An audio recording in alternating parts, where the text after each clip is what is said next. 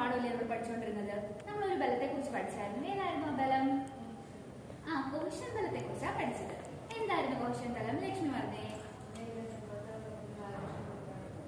ഒരേ ഇനം തന്മാത്രകൾ തമ്മിലുള്ള ആകർഷണ ബലമാണ് കോഷ്യന്റ് ബലം അല്ലേ? നമ്മൾ കുറച്ച് ഉദാഹരണങ്ങളൊക്കെ പറഞ്ഞില്ലായിരുന്നോ? ഏതായിരുന്നു ഒരു ഉദാഹരണം പറഞ്ഞ ശ്രുതി? മഴത്തുള്ളികള് അവ തമ്മിലൊരു ആകർഷണ ബലമുണ്ട്. അതെന്താണ്? കോഷ്യന്റ് ബലത്തിന്റെ ഉദാഹരണമാണ്. നമുക്ക് ഇതുപോലെയുള്ള മറ്റൊരു ബലത്തെ കുറിച്ച് പഠിക്കാം. നിങ്ങൾ ഇങ്ങോട്ട് നോക്കണേ.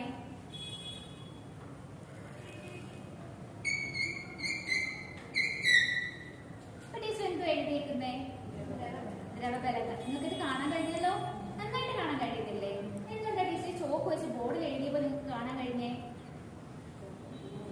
ചോക്ക് ബോർഡിൽ പറ്റി പിടിച്ചതുകൊണ്ടാ. ഇവിടെ എന്തെങ്കിലും തരത്തിലുള്ള ഒരു ആകർഷണ ബലം ഉണ്ടോ? ഉണ്ട്. ഏതൊക്കെ തമ്മിലുള്ള ആകർഷണ ബലമുള്ളേ? ചോക്കും ബോർഡും, അല്ലെങ്കിൽ ചോക്കിലെ തന്മാത്രകളും ബോർഡിലെ തന്മാത്രകളും തമ്മിലൊരു ആകർഷണ ബലമുണ്ട്. ആണല്ലോ? ശരി. ഇനി നോട്ടുകൾ എണ്ണുമ്പോൾ ഇടയ്ക്കിടയ്ക്ക് കൈവിരൽ നനയ്ക്കുന്നത് ശ്രദ്ധിച്ചിട്ടുണ്ടോ? എന്തിനായിരിക്കും ഇങ്ങനെ കൈവിരൽ നനയ്ക്കുന്നേ? പെട്ടെന്ന് എണ്ണാൻ വേണ്ടിയായിരിക്കും അല്ലേ? അവിടെ എന്തെങ്കിലും തമ്മിലുള്ള ആകർഷണ ബലം ഉണ്ടോ? നോട്ടും കൈവിരലിലെ ജലവും തമ്മിലുള്ള ആകർഷണ ബലമുണ്ട്. അതുകൊണ്ടല്ലേ അത് ജലത്തിൽ പറ്റിപ്പിടിച്ച് വേഗം നോട്ട് എണ്ണാൻ പറ്റുന്നേ. ഇനി നമ്മുടെ വീട്ടിലൊക്കെ പെയിന്റ് അടിക്കാറില്ലേ?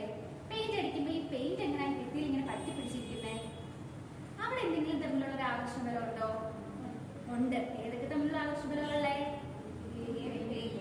ഭിത്തിയും പെയിന്റും തമ്മിലുള്ള ആകർഷണ ബലമുണ്ട്. അല്ലെങ്കിൽ ഭിത്തിയിലെ തന്മാത്രകളും പെയിന്റിലെ തന്മാത്രകളും തമ്മിലൊരു ആകർഷണ ബലമുണ്ട്. ആണേ?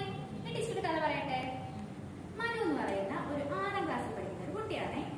ഒരു ദിവസം സ്കൂളൊന്നും ഇല്ല, ഇങ്ങനെ വീട്ടിലിരിക്കാൻ നേരത്ത് മനു ഇങ്ങനെ വീടിന് പുറത്ത് കളിച്ചോണ്ടിരിക്കുവായിരുന്നു. അമ്മ കാണാതെ വീടിന് പുറത്ത് ഭിത്തിയിൽ ചിത്രം വരച്ച് കളിച്ചോണ്ടിരിക്കുവായിരുന്നു. പെട്ടെന്ന് മാനൊക്കെ ഇരുണ്ട് മൂടാൻ തുടങ്ങി. മഴയൊക്കെ വരാൻ തുടങ്ങി. പെട്ടെന്ന് മഴ പെയ്തു. മഴ പെയ്തപ്പോ മനുവിന്റെ അമ്മ അകത്തുനിന്ന് വിളിച്ചു, മനു വേഗം അകത്തോട്ട് വാ, മഴ നിന്ന് കളിക്കട്ടെ. അങ്ങനെ മനു അമ്മയെ പേടിച്ചു ഓടി അകത്തോട്ട് പോയി. ഒരു 3/4 മണിക്കൂറൊക്കെ കഴിയുമ്പോഴേക്കും മഴ തീർന്നു. അപ്പൊ ആ ചിത്രം പൂർത്തിയാക്കാൻ വേണ്ടി ഇറങ്ങി വന്നു. ഒരു ഭയങ്കര സങ്കടമായി. എന്തായിരിക്കും? ആ ചിത്രം അവിടെ കാണാൻ കഴിയുന്നുണ്ടോ? ഇല്ല. മഴത്തുള്ളികൾ വീട് ചിത്രം എല്ലാം മാഞ്ഞുപോയി.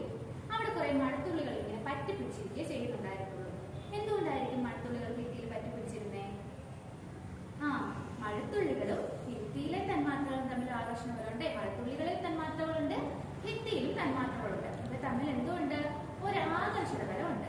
അപ്പൊ ഇത്രയും നേരം നമ്മൾ പറഞ്ഞ കാര്യങ്ങളിലൊക്കെ നമുക്ക് വ്യത്യസ്ത ഇനം തന്മാത്രകൾ തമ്മിലുള്ള ആകർഷണ ബലമല്ലേ കാണാൻ കഴിയുന്നത്. നമ്മൾ പറഞ്ഞ എന്തുവാ? നോട്ട് എണ്ണുമ്പോഴുള്ളത് നോട്ടിലെ തന്മാത്രകളും ജലത്തിലെ തന്മാത്രകളും തമ്മിൽ ആകർഷണ ബലം. പെയിന്റ് അടിക്കുമ്പോൾ ഭിത്തിയിലെ തന്മാത്രകളും പെയിന്റിലെ തന്മാത്രകളും തമ്മിലൊരു ആകർഷണ ബലമുണ്ട്. പിന്നെ ബോർഡും ചോക്കും തമ്മിലൊരു ആകർഷണ ബലമുണ്ട്. ആ ഗ്ലാസ്സിൽ എന്താ വെള്ളം പറ്റി പിടിച്ചതെന്ന് ഇപ്പൊ മനസ്സിലായോ? ഗ്ലാസ്സിലെ തന്മാത്രകളും ആ വെള്ളത്തിലെ തന്മാത്രകളും തമ്മിലൊരു ആകർഷണ ബലമുണ്ട്. അപ്പൊ ഇങ്ങനെ വ്യത്യസ്ത ഇനം തന്മാത്രകൾ തമ്മിലുള്ള ഈ ആകർഷണ ബലത്തെ പറയുന്ന പേരാണ് അഡീഷൻ ബലം. എന്താണെന്ന് അറിയാമോ? അഡീഷൻ ബലം.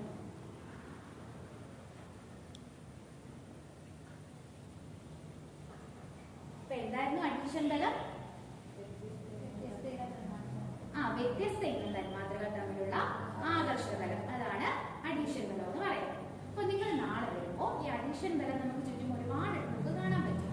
ഈ അഡീഷൻ ബലത്തെ എവിടൊക്കെയാണ് പ്രയോജനപ്പെടുത്തുന്നത്, അല്ലെങ്കിൽ അഡീഷൻ ബലം നിങ്ങൾക്ക് എവിടൊക്കെയാണ്